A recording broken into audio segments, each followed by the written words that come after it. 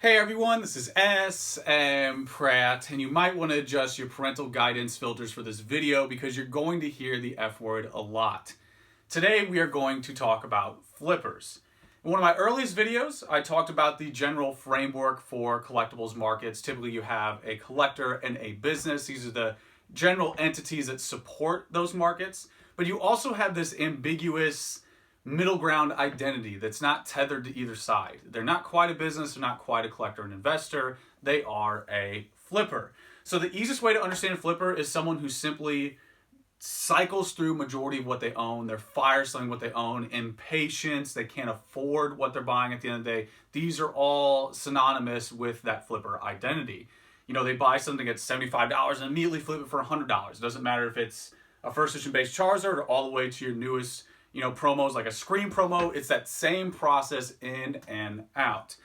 And the root cause of that is because they're simply overextending. That is the root cause. It doesn't matter if it's in Pokemon, Magic, Dragon Ball, Beanie Babies, go down the line.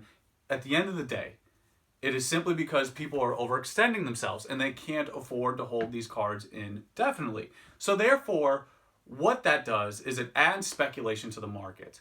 And of course, it's a natural part of the game. For people who, I remember even back in the day when I was in college and I was just selling some things on the side, I couldn't hold cards like I can today. So naturally, this is going to be a process, right? It's going to be something in growth, in a context. So people who are starting out, yes, you have to sell more to grow more. I get it. But at the end of the day, what people are doing is they're going in, let's say, with $1,000 and they're spending all of that on Pokemon. So if you get hit with one extra expense, let's say you got to replace a tire in your car, the heating bill was more than you expected, you're going to have to sell that Charizard to warm the house. And that's the problem, is people are putting themselves way too far out there. And we've all done it. It's just a part of financial experience in life.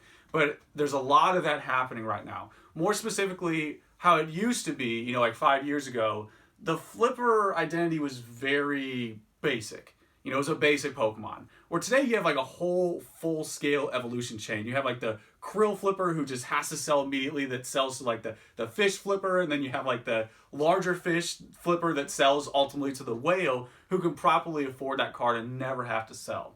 And why I wanted to break this down is because one of the emerging patterns right now, everything is really expanding. Before we were in the basic evolution stage. Now we're kind of in the stage 1 Pokemon. We're in our Charmeleon, Wartortle, Ivysaur stage of the market. But why I really want to talk about this is because the flipper pattern is really an overarching thing that I see right now for why prices for a lot of the set stuff have become somewhat of a buyer's market. So I want to take some cards and talk about certain cards that have a high frequency of sales that aren't really dipping, and some that have even less frequency in sales that are dipping more significantly. So I talked about in the other video, I've talked about this before in Patreon over and over again, Skyridge Charizard is one of the worst offenders of what went up to $4,500 PSA 10 and basically dropped down to more than half that and has settled a bit. I think it's settled or plateaued a bit right now as we speak. But the bottom line is, number one, you had this aspect of people assuming it was the same as Gold Star pull rate, which it isn't. But the other aspect is you have too many people who are buying this speculatively and who aren't holding it. And you could just look at the cert numbers. Cert numbers speak for themselves. Majority of the cert numbers within the past year. So therefore, people, by definition, haven't held this, or just by life, have just not held this for more than a year because the cert numbers are fresh. They're right out of PSA. So therefore, you have a lot of people just manically dumping that same card. So what's that going to do? It's going to knock the price down. Now, let's do an ideal scenario. Let's do an ideal scenario where everyone who owns that card never has to sell. So what that's probably going to look like, if everyone who has a Crystal Charizard never needs to sell that card, no matter what, you're going to have a situation where, let's go back to that $4,500 price point, people will be like, oh, that's what it sold for, that's the current market value. Every seller would just be like, okay, well, that's what I'll list it at, and I'll just hold that price. And that's what you see in collectible markets that are comprised of less flippers. I would say if you go to something like Vintage Sports, for example, that is the top of the mountain for trading cards. Rare stuff, most historic items in the hobby, and also the deepest pockets. So it's just completely optimized in the sense that there's no magic bullet that can, we're going to flip a Honus Wagner. That's going to be my next project for next week, is we're going to flip a Honus Wagner. It just mathematically impossible to do so. So therefore, if you go to vintage sports, prices are very cut and dry because you have all those situations maxed out. It's rare, it's difficult to find. The people buying it can probably afford the card, so therefore the natural market trajectory or pattern is going to be consistency. So right now, something like Crystal Charizard is speculative. And in fact, that's why this is it right here. We're in it right now, this market vocabulary of understanding how it all works. Because if people look at Crystal Charizard, they'll be like, wait, there's a lot less of them than, say, PSA 9 First Edition base Charizard. There's a lot more of these in the pop report than there are Crystal Zards.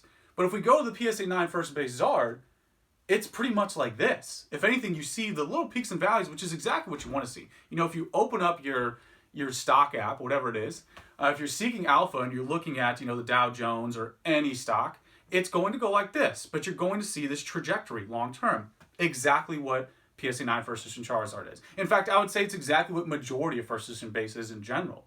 So this is a great example of something that has a high frequency of sale, but it doesn't dip like Crystal Zard. So let's go deeper. If this wasn't enough, let's go deeper down there with the big whales that can handle that oxidized pressure in the ocean. So we're going to talk about not only frequency of sales, but also why this card doesn't dip, even though it has more selling. There's going to be 3 of these in PWCC, and it's probably not going to dip that much, if at all. The people who are selling this card today are most likely people who bought it. I remember selling these at $1,000, 5, 6 years ago, however many years ago. So the people buying at that $1,000, let's say to $5,000 range, they're looking at that $6,000 price tag and like, oh, that's like $654 or twice the money that I paid for this card. So they're like, maybe I should sell. And if they do, the inherent reality is, so if they sell at that $6,000 price tag and they want to buy another copy, they'll have to pay $6,000. So let's say they do that, okay? We're in hypothetical land again. Let's say they sell for $6,000. If they want to get that card back, they have to buy it again at that price, which means you have no incentive for profit. So you just have to hold it, right? Why would you sell a card to lose money? Again, unless you need to, which is why you don't want to be a flipper. But the point is that you have this process of incremental growth to where people sell when the card doubles, or perhaps, it's at a point where they're like, okay, I'll take the money instead of the card, and if I want to buy it again, I will. So the point is you have this consistent incremental growth. Or with Skybridge Charizard, this is why I say you don't want erection growth with cards that aren't erection rarity. So when you had that Viagra growth with Crystal Charizard, right out of the gate, it like quadrupled in price. Why it settled so fast is because 40 other people who are mostly not collectors, who aren't going to hold this card indefinitely, are going to put that on the market and keep undercutting each other and keep going down the ladder. This is the natural outcome.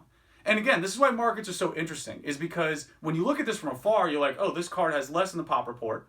This one has like 5 times, if not 10 times as much in the pop report.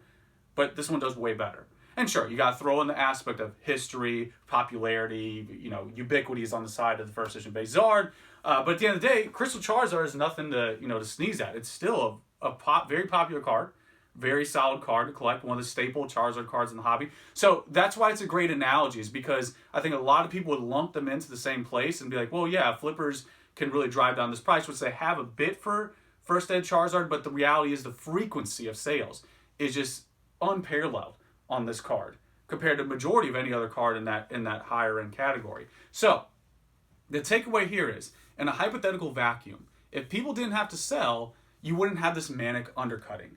And where my position is, I've talked about this Patreon, but I'll be transparent with you, is that my position is, I don't care if flippers drive down the price. If anything, I'm that person at the end of the evolution spectrum who can buy your collection and never have to sell it. So if you want to personally devalue your cards, that's your choice. And I will be here waiting after everyone's done fighting over the crumbs to just buy all of it. Because that's what people do who are actually looking at this long term. I think a lot of people in Pokemon lose focus and they get too down in the day-to-day, hour-to-hour, minute-to-minute.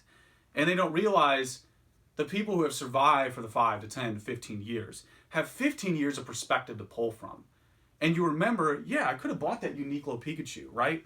And flipped it immediately. Could have flipped that thing immediately, doubled my money. Mario Pikachu, could have flipped that immediately and doubled my money, right?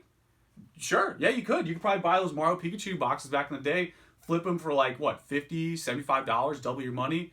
But where are they at today? Look at Uniqlo Pikachu. It's like not only find me a mint copy. Just find me a full set.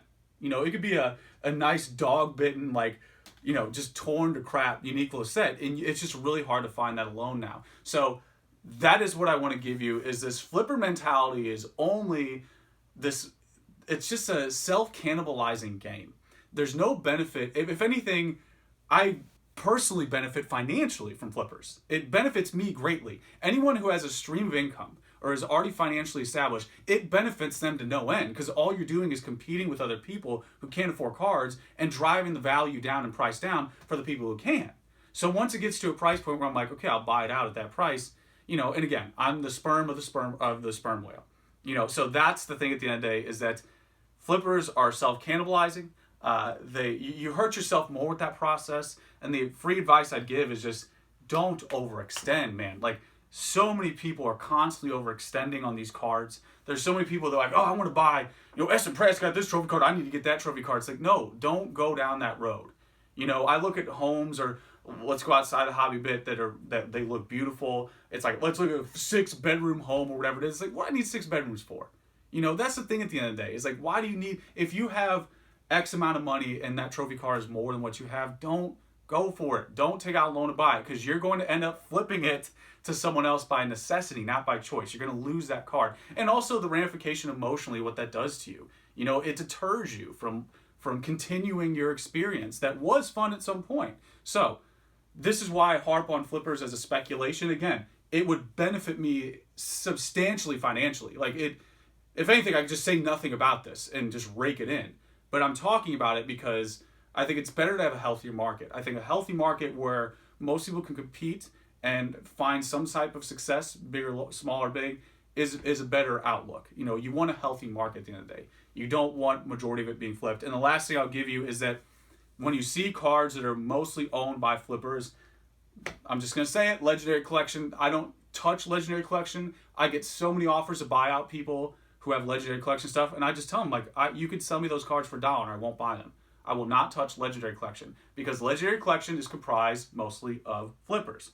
There's too much flipping activity in that market. In fact, it has the highest amount of listings with the lowest amount of sales, according to PokemonPrice.com and eBay completed listings. So therefore, the data speaks for itself. It's something that you have to tread lightly with. And again, this is that market analysis. This is getting into the nitty gritty. And this is that example of how strategic risk works. A lot of people, when they buy that Crystal Charizard, they're like, oh, it's over 4,500. So if I buy it at that price, it's going to keep going up. But if you really know what's going on behind the scenes, you understand that that card is heavily comprised of flippers, where something like this isn't. So there you go. That is what I have. Hopefully that's useful. I know this one was more of like just firing at you and, really getting down into the nitty gritty. But I think it's something that will resonate with a lot of people, because one of the questions I'm getting over and over and over and over again, daily at this point, is, hey, why is this card going down? Is this person fire selling? Is this going down because, there's like 3 of them or 4 of them on the market? So hopefully this helped with that. But let me know what you think. Let me know if there's like specific stuff you want me to touch on, because I could do like another topic or similar video. But there you go, guys. That's everything I have, as usual. Until next time.